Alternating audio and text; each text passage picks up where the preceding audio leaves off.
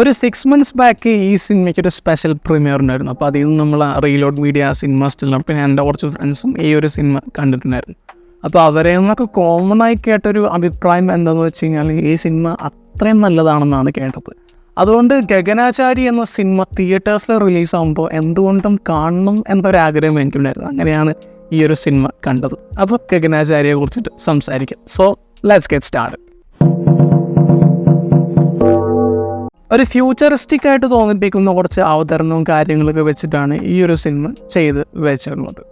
ഞാൻ ഈ ഒരു സിനിമ കാണാൻ തുടങ്ങിയ ടൈമിൽ ഇതിൻ്റെ ഒരു ആസ്പെക്ട് റേഷ്യോ ഒക്കെ കണ്ടപ്പോൾ എനിക്ക് ഈ 4:3 എന്നൊക്കെ പറയുമ്പോഴത്തേക്കും അത് കുറച്ച് ബോറല്ലേ എന്നൊരു ഫീൽ. കാരണം നമ്മളിപ്പോൾ ലാപ്ടോപ്പിലോ അല്ലെങ്കിൽ ഫോണിലോ അല്ലെങ്കിൽ ടി വിയിലൊക്കെ കാണുമ്പോൾ കുഴപ്പമില്ല, നമുക്ക് കുറച്ചും കൂടി സ്ക്രീന് ചേർത്തല്ലേ, അപ്പോൾ അതുകൊണ്ട് വലിയ വിഷയമല്ല. പക്ഷേ എനിക്ക് ഈ ഒരു വലിയ സ്ക്രീനിൽ കാണുമ്പോൾ ഇതിൻ്റെ സൈഡിൽ കട്ടൊക്കെ വന്ന സമയത്ത് ആദ്യമൊക്കെ എന്തോ ഒരു തരം ഇറിറ്റേഷൻ തോന്നിയിരുന്നു. പക്ഷേ അത് സിനിമ കണ്ടിന്യൂ ചെയ്ത് പോകുമ്പോഴത്തേക്കും പിന്നീട് അതൊരു വിഷയമായിട്ട് തോന്നിയില്ല. അപ്പോൾ അതിൽ ആ കാര്യം പിന്നീട് ഓക്കെ ആയിട്ട് വന്നിട്ടുണ്ട്. ഈ സിനിമ തുടങ്ങിയിട്ടൊരു 5 മിനിറ്റ് ആകുമ്പോഴത്തേക്കും തന്നെ ഭയങ്കരമായിട്ട് ഇൻട്രസ്റ്റ് ആക്കിയിട്ട് കൊണ്ടുപോയിട്ടുണ്ട്. കാരണം അത്രയും കിടിലമായിട്ട് തോന്നിപ്പിക്കുന്ന കോമഡിയും കാര്യങ്ങളൊക്കെ വെച്ചിട്ട് നല്ല എൻഗേജിങ് ആയിട്ടാണ് ഈ സിനിമ ചെയ്ത് വെച്ചിട്ടുണ്ട്. ഇതിൻ്റെ അകത്ത് കുറേ പേരുടെ പെർഫോമൻസ് അടിപൊളിയായിട്ട് വന്നിട്ടുണ്ട്. അതിലിപ്പോൾ ഗണേഷ് കുമാർ, അതുപോലെ ഗോകുൽ സുരേഷ്, അനാർക്കലി, പിന്നെ അജു വർഗീസ്, ഇവരുടെ എല്ലാവരുടെയും പെർഫോമൻസ് നല്ല രസമായിട്ട് വന്നിട്ടുണ്ട്. അജു വർഗീസിൻ്റെ എന്നൊക്കെ ഈ ഒരു ലെവലിൽ സംഭവം പ്രതീക്ഷിക്കാം. പക്ഷേ ഗോകുലും അതുപോലെ ഗണേഷ് കുമാറൊക്കെ ഈ ഒരു ലെവൽ പെർഫോമൻസ് എടുത്തപ്പോൾ അതെനിക്ക് ഭയങ്കര അതിശയമായിട്ട് തോന്നും. അതുപോലെ തന്നെ അനാർക്കലിയുടെ പെർഫോമൻസും കാണാൻ നല്ല രസമുണ്ടായിരുന്നു. അപ്പോൾ ഇവർ 4 പേരും ഈ സിനിമയെ പെർഫോമൻസിൻ്റെ കാര്യത്തിൽ ഭയങ്കരമായിട്ട് ഈ സിനിമയെ ക്യാരി ചെയ്ത് പോയിട്ടുണ്ട്. കോമഡി റൈറ്റിങ്ങും കാര്യങ്ങളൊക്കെ കൊള്ളാമായിരുന്നു. കാരണം ഓൺ പോയിൻ്റായിട്ട് കുറേ കാര്യങ്ങളൊക്കെ ചെയ്ത് വെക്കുമ്പോഴത്തേക്കും അത് ഭയങ്കരമായിട്ട് ഈ സിനിമയിൽ വർക്കായിട്ടുണ്ട്. കോമഡിയൊക്കെ അത്രയും കിടിലമാണ്. ഇതിൻ്റെ ഒരു മേക്കിങ്ങും കാര്യങ്ങളൊക്കെ എനിക്ക് കണ്ടപ്പോൾ ലേറ്റ് നൈറ്റ് ദ ടേബിൾ എന്ന് പറയുന്നൊരു ഫിലിമുണ്ട്. അപ്പോൾ അതുപോലെ തോന്നിപ്പിക്കുന്ന ഒരു സിമിലർ ടൈപ്പ് മേക്കിംഗ് ആണ് ഈ സിനിമയ്ക്കും ഉള്ളത് എന്ന് തോന്നി.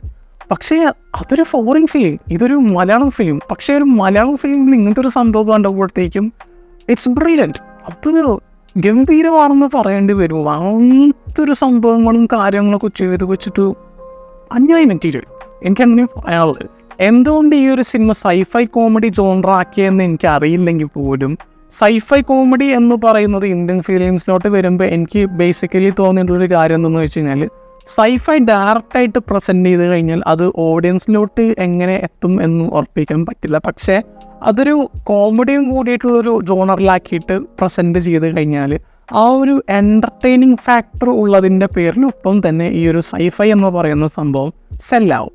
അപ്പോൾ അതുകൊണ്ടാണ് ബേസിക്കലി എല്ലാവരും ഈ സൈഫൈ കോമഡി ഫോളോ ചെയ്യുന്നത് എന്നാണ് ഞാൻ വിശ്വസിക്കുന്നത്. ചിലപ്പോൾ അത് തെറ്റും ആവാം, അങ്ങനെയും സംഭവിക്കാം. എന്നാലും നല്ലൊരു ഇൻ്റർനാഷണൽ ക്വാളിറ്റി തോന്നിയിട്ടുള്ളൊരു സിനിമയായിട്ടാണ് ഗഗനാചാരി എനിക്ക് തോന്നിയിട്ടുള്ളത്. അതിപ്പോൾ ഇതിൻ്റെ VFX, cinematography, music, colour grading, എല്ലാ സംഭവങ്ങളും ഒക്കെ നിയർ പെർഫെക്ഷൻ എന്ന് പറയാവുന്ന രീതിയിൽ ചെയ്തു വെച്ചിട്ടുണ്ട്. ചിലപ്പോൾ ഞാൻ പറയുന്നതൊക്കെ കുറച്ച് ഓവറാണെന്നൊക്കെ തോന്നിയേക്കാം. പക്ഷേ ഈ സിനിമ എനിക്ക് അങ്ങനെയാണ് ഒരു ഗംഭീര മെറ്റീരിയൽ എന്ന് എനിക്ക് വിളിക്കാൻ തോന്നുന്നൊരു സിനിമയായിട്ട് തന്നെയാണ് ഗഗനാചാരി എനിക്ക് ഫീൽ ചെയ്തത്. കാരണം ഞാനിപ്പോൾ അത്യാവശ്യം കൊള്ളാവുന്ന സിനിമകൾ അല്ലെങ്കിൽ ഗ്രേറ്റ് എന്ന് പറയുന്ന സിനിമകളൊക്കെ ഈ വർഷം കണ്ടിട്ടുണ്ട്. അങ്ങനെ കുറച്ചധികം സിനിമകൾ ഈ വർഷം തന്നെ വന്നിട്ടുണ്ട്.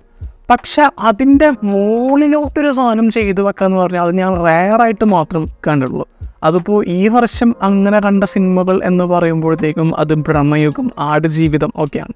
അപ്പോൾ ആ ഒരു ലീഗിലോട്ടൊക്കെ ഞാൻ കയറ്റി വെക്കുന്നൊരു സിനിമയാണ് ഗഗനാചാരി. എനിക്ക് അങ്ങനെ ഫീൽ ചെയ്ത്. അപ്പോൾ ഓവറോൾ പറയുമ്പോൾ ഒരു മാസ്റ്റർ പീസ് എന്ന് വിശേഷിപ്പിക്കാവുന്ന ഒരു സിനിമയായിട്ട് തന്നെയാണ് ഗഗനാചാരി എനിക്ക് തോന്നുന്നത്. സൈഫൈ ജോണറിൽ വെച്ചിട്ട് മലയാളത്തിൽ ചെയ്തിട്ടുള്ളൊരു ബെസ്റ്റ് ഫിലിം. ഓക്കെ, അപ്പോൾ മറ്റൊരു വീഡിയോ ആയിട്ട് പിന്നെ വരാം.